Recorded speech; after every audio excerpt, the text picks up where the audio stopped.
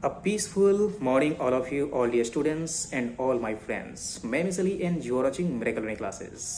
आज ले आया हूँ 3 ऐसे वर्ड्स जिन्हें आपने कई बार देखा है। कितनी बार देखा है ये तो मैं आपको नहीं बता सकता, लेकिन इसकी गिनती भी नहीं की जा सकती है कि आपने कितनी बार उन शब्दों को देखा होगा, उन वर्ड्स को देखा होगा। और उन सब की हिंदी कहीं ना कहीं एक ही होती है, लेकिन उनकी सिचुएशंस, उनकी अवस्थाएं, उनके यूज़ करने के जो प्लेसेस होते हैं, सिचुएशंस होती हैं, परिस्थितियां होती हैं, वो अलग अलग हो जाया करती हैं। तो आज मैं बात करने वाला हूँ 3 वर्ड्स की, 3 शब्दों की। सबसे पहला वर्ड है लीव, LEAVE। इसे लिव नहीं बोलते हो आप, इसे लीव बोलोगे, क्योंकि LIVE लिव होता है या लाइव होता है अलग अलग सिचुएशंस में, लेकिन ये है लीव, छुट्टी के लिए आता है।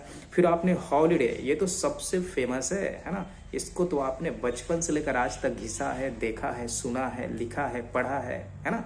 Holiday, HOLIDAY, holiday. और तीसरे वर्ड की बात करें वो है वेकेशन। ये भी आपने कई बार सुना होगा, लिखा होगा, देखा भी होगा, जिसकी स्पेलिंग है VACATION। ये तीनों के तीनों शब्द जो है ना, इन तीनों का संबंध है छुट्टियों से, यानी छुट्टी से। इन तीनों का मतलब छुट्टी ही है। तो क्या आप इन तीनों का इस्तेमाल कहीं भी कर दोगे, कहीं भी लिख दोगे, कहीं भी बोल दोगे? नहीं नहीं नहीं नहीं, कहीं भी आप नहीं लिख सकते, कहीं भी आप नहीं बोल सकते, कहीं भी आप इसे नहीं पढ़ सकते। मैं मतलब पढ़ सकते हो, कहीं भी लिख नहीं सकते, कहीं भी यूज़ नहीं कर सकते, है ना, कहीं भी बोल नहीं सकते हो। तीनों की सिचुएशंस अलग अलग हैं। वो सिचुएशंस कौन कौन सी हैं, चलो आज मैं बात कर लेता हूँ सिचुएशंस की। सबसे पहले बात करते हैं कि लीव वो छुट्टी होती है, लीव वो छुट्टी होती है जो हम अपनी मर्जी से लेते हैं। जैसे कि किसी ऑफिस में काम कर रहे हो, किसी कोचिंग्स में पढ़ रहे हो, स्कूल्स में पढ़ रहे हो, और तुम्हें लगता है कि मुझे ये काम है, आज तो नहीं जा पाऊंगा, या मुझे शादी में जाना है, या टूर पे जाना है, या किसी की तबीयत खराब है, उसकी थोड़ी सी देखभाल करनी है ना। तो फिर वैसी सिचुएशन में आप अपनी मर्जी से छुट्टी लेते हो, और जो अपनी मर्जी से आप छुट्टी लेते हो ना, वो छुट्टी होती है लीव, LEAVE। तभी तो आप एप्लीकेशन लिखते हो तो आप लीव का यूज़ करते हो, हॉलीडे का यूज़ नहीं करते। आप वेकेशन का भी यूज़ नहीं करते हो, आप लीव का यूज़ करते हो। चलो दूसरे की बात कर लेते हैं, हॉलीडे। हॉलीडे जो होती है वो अपनी खुद की मर्जी की छुट्टी नहीं होती है, बल्कि वो फिक्स्ड छुट्टियां होती है। जैसे कि संडे की छुट्टी हो गई, त्योहारों की छुट्टी हो गई, है ना, कोई ऐसा फेस्टिवल्स, वही त्योहारों की छुट्टी हो गई, फेस्टिवल्स की छुट्टी हो गई, है ना। तो वो हमारी हॉलीडे हो जाती है, उसमें हमारी मर्जी नहीं होती है, बल्कि वो संडे को तो फिक्स ही है कि भाई संडे को तो छुट्टियां मिलनी ही चाहिए, तो हमारी हॉलीडे हो गई। गर्मियों की छुट्टी आ रही हैं, है ना, उसकी बात हम बाद में कर लेते हैं।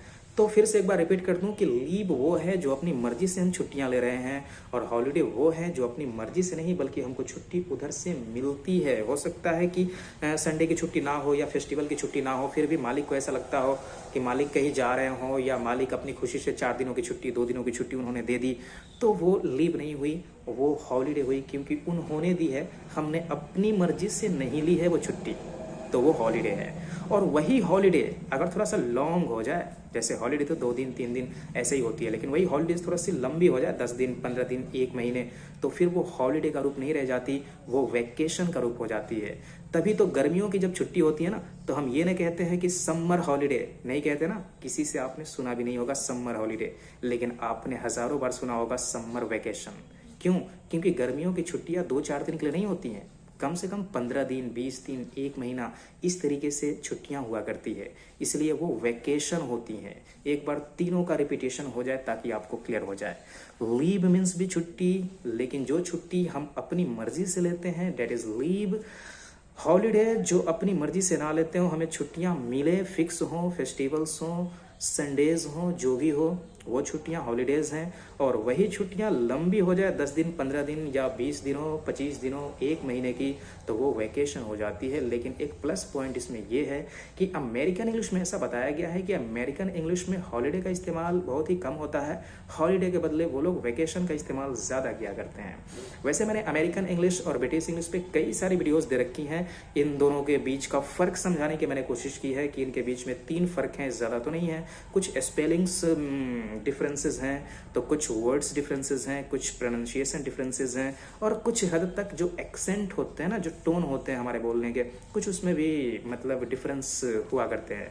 तो ये सब चीज़ें होती है, इस पर कई वीडियोस दे चुका हूँ। अगर आप मेरे चैनल पे नए हो तो फिर मैं आपसे ये नहीं कहूँगा कि चैनल को सब्सक्राइब कर लेना, लाइक कर देना, नहीं, ये सब नहीं कहूँगा। लेकिन हाँ, एक बात ज़रूर कहूँगा कि जितनी भी पुरानी वीडियोस हमने अपलोड करी हैं, है ना, आप उन सब वीडियोस को जाकर के एक बार देखने की कोशिश करो, क्योंकि हर एक वीडियो अपने आप में बेमिसाल है। हर एक वीडियो अपने आप में बहुत ही अमूल्य है, बहुत ही एजुकेटिव है, बहुत ही ज्ञानवर्धक है, और हर एक वीडियो आपको एक नई इन्फॉर्मेशन देगी, एक नई नॉलेज देगी, जो कि आपकी इंग्लिश को इन्हेंस करने के लिए काफ़ी होगी। मुझे उम्मीद है कि आप उन वीडियोस को भी देखने की कोशिश करोगे, और अगर ये वीडियो अच्छी लगी हो तो इसे शेयर कम से कम ज़रूर कर दोगे, सिर्फ 5 लोगों तक, उन लोगों तक जिनकी इंग्लिश वीक है और जिनको अच्छी वीडियोस नहीं मिल पाती हैं, या जिनको इस तरह के वीडियोस नहीं मिल पाती हैं। Grammatical videos, translation videos, speaking videos हर जगह भरी पड़ी हैं, लेकिन कुछ अलग, कुछ डिफरेंट मिलना मुश्किल होता है। मिलेंगे नेक्स्ट वीडियो में, तब तक के लिए बहुत बहुत शुक्रिया, बहुत बहुत धन्यवाद, है ना। सी यू ऑल।